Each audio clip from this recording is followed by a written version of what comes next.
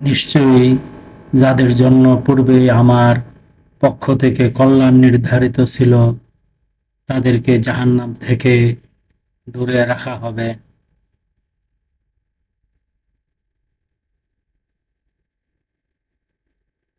তারা হীন শব্দও শুনবে না, আর তারা সেথায় মন মতো সবকিছুই স্থায়ীভাবে ভোগ করবে।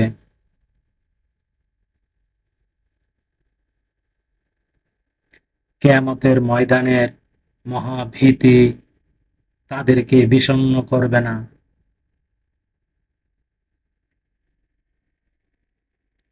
ফেরেশতারা তাদেরকে এ বলে অভ্যর্থনা করবে, এটাই সেই দিন যার প্রতিশ্রুতি তোমাদেরকে দেয়া হয়েছিল।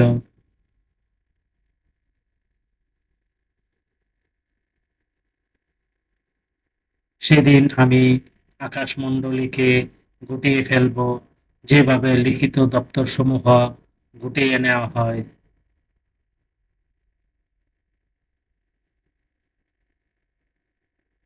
প্রথম সৃষ্টির মতোই পুনরায় সৃষ্টি করব, এ আমার কৃত প্রতিশ্রুতি।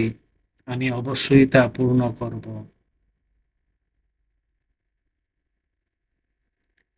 আয়াত ১০১ থেকে ১০৪ সূরা আম্বিয়া, আল কুরআন।